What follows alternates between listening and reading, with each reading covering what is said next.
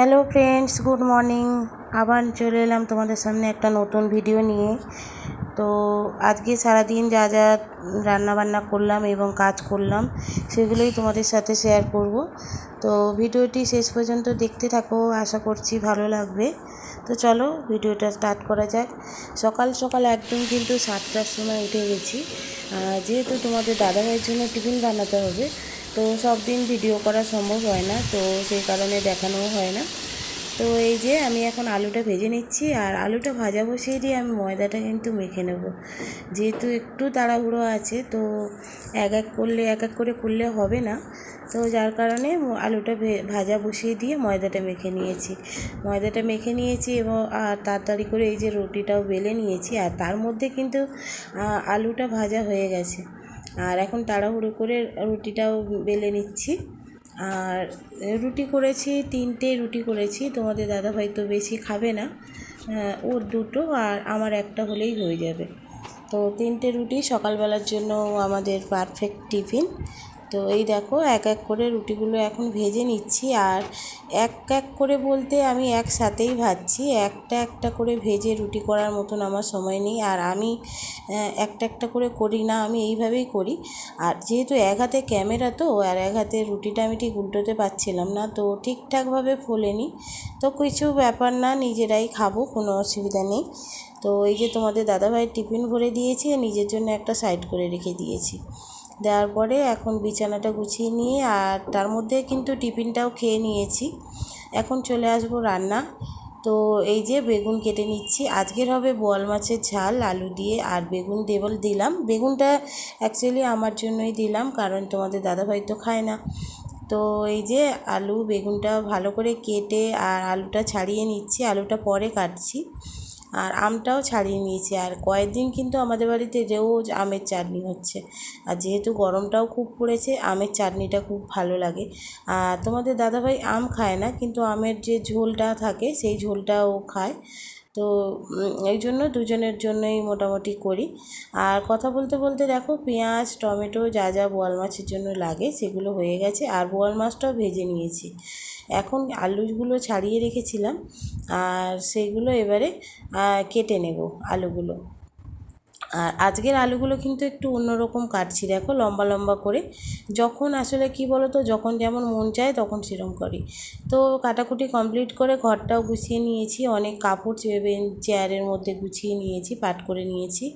তো এখন চলে এলাম রান্নাঘরে। আর এই যে কড়াইটা বসিয়ে দিয়ে তেল দিয়ে পেঁয়াজটাও ভাজা হয়ে গেছে প্রায়।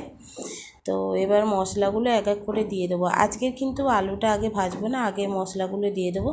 আর বাটির মধ্যে ছিল আদা রসুন পেস্ট, আর লঙ্কা গুঁড়ো, হলুদ গুঁড়ো, লবণ, এইসবই ছিল। আর পেঁয়াজ টমেটো দিয়ে আর ভালো করে মশলাটা দিয়ে কষিয়ে নিয়ে এখন আলুটা দিয়ে দিলাম। তার ফাঁকে ফাঁকে দেখছি যে ভাতটা কত দূর হলো। আর এই যে দেখো কষানো কমপ্লিট হয়ে গেছে, এখন আমি জল দিয়ে দিলাম। আর মাছগুলো কিছুক্ষণ পরে জাল উঠে যাওয়ার পরে এক এক করে দিয়ে দিলাম। এখন আমি কিছুক্ষণের জন্য ঢাকা দিয়ে দেব। তো যেহেতু আরও অন্য কাজ রয়েছে, আর সকালবেলাটা কি বলো তো, দুপুর 1টা পর্যন্ত প্রচণ্ড চাপ থাকে, কারণ তোমাদের দাদাভাইয়ের সকালে টিফিনের পরে দুপুর 1টার মধ্যে ভাত রেডি করতে হয়। আর এই যে সব চাপিয়ে দিয়েছি। আর সকালে কিন্তু ঘরটা একদম ঝাঁট দেওয়া মানে হয়েছিল, তো খাটের নিচটা আর একটু ভালো করে পরিষ্কার করে নিলাম, খাটের নিচে অনেক দিন পরিষ্কার হয়নি। তো দেখো কথা বলতে বলতে বোয়াল মাছের রান্নাটা কমপ্লিট হয়ে গেল। এদিকে ভাতটাও আমি গড়িয়ে নিয়েছি। আর এই যে কড়াইতে এখন তেল দিয়ে দেবো, শুকনো লঙ্কা দিয়ে দেবো। আর আজকে দেবো তেজপাতা দিলাম না, আজকের 5 ফোঁটন আছে, তাই 5 ফোঁটন দিয়ে করলাম। বললাম তোমাদের আগের ভিডিওতেও বলেছি যে আমার যখন যেরকম যেটা হাতের কাছে থাকে আমি সেটা দিয়ে করি। আমি যে আমার ওইটাই লাগবে, ওইটা ছাড়া আমি করতে পারবো না এমন কোনো ব্যাপার না। আমার হাতের কাছে যেটা থাকে আমি সেটা দিয়েই রান্নাটা করে নিই। তো 5 ফোঁটন দিয়ে আজকে ট্রাই করলাম প্রথমবার। চাটনিটা খুব একটা খারাপ লাগেনি, ভালোই লেগেছে। তো আমরা বেসিক্যালি কী হয়, সর্ষে ফোড়ন শুকনো লঙ্কা ফোড়ন দিয়ে চাটনিটা করি তেজপাতা দিয়ে। তো আজকে 5 ফোঁটন দিয়ে করলাম, তো বেশ ভালোই লেগেছিলো। তো কথা বলতে বলতে দেখো চাটনিটা হয়ে গেছে, এদিকে মাছের তরকারিটা রেডি। আর এখন টেবিলটা ভালো করে গুছিয়ে নেব, কারণ খুব বেশি টাইম নেই। তো এই যে দেখো তরকারি, আর একটু টক দইও রয়েছে, টক দইটা পরে খাবো, এখন যেহেতু যদিও খাবো না। আর এই যে এখন বাসনগুলো ধুয়ে নিলাম, আজকের অনেক বাসন বেরিয়েছিল। তো সব কিছু ধোয়া মোছা কমপ্লিট করে এখন চান করে চলে এলাম। তো টাইমও হয়ে গেছে, সব কিছু রেডিও করে নিলাম। আর ভাতের শেষে মানে ভাতের সাথে একটু পেঁয়াজ না হলে আবার আমার চলে না। তো চলো এবার রাতে, একদম রাতে চলে এলাম। সারা দিনে রান্নাবান্নার পরে আবার রাতে ভিডিও নিয়ে চলে এলাম। তোমাদের দাদাভাই রুই মাছ আর কাতলা মাছের মাথা নিয়ে এসছে। তো যেহেতু সকালের একটু মাছ রয়েছে, আর মাছের দাগাগুলো রান্না করব না, আজকের একটু মাছের মাথাই রান্না করব। তো আর সবগুলো বাকিগুলো ভেজে রেখে দেবো। এক এক করে সব মাছগুলো আমি ভালো করে ভেজে নিচ্ছি, যেহেতু আমাদের তো বাড়িতে ফ্রিজ নেই, আমাদের ভালো করে একটু না ভাজলে হবে না। আর এদিকে দেখো ভাতটাও কিন্তু হয়ে গেছে, মাছগুলো ভাজাও কমপ্লিট হয়ে গেছে, ভাতটাও হয়ে গেছে। আর কিছু কাটাকুটি তোমাদের সাথে শেয়ার করতে পারলাম না, একেবারে মূল রান্নায় চলে এলাম। যেহেতু মাছের ঝাল হবে, একটু কষা কষা হওয়া দরকার, তো কষা কষাই বানালাম। আর এর মধ্যে কিন্তু চা খাওয়া হয়ে গেছে, সেটা তোমাদের সাথে দেখাতে পারলাম না। অনেক কিছু তোমাদের সাথে আজকে শেয়ার করতে পারলাম না। তো এই যে এখন কষানো হয়ে গেছে, আর জলটাও দিয়ে দিলাম।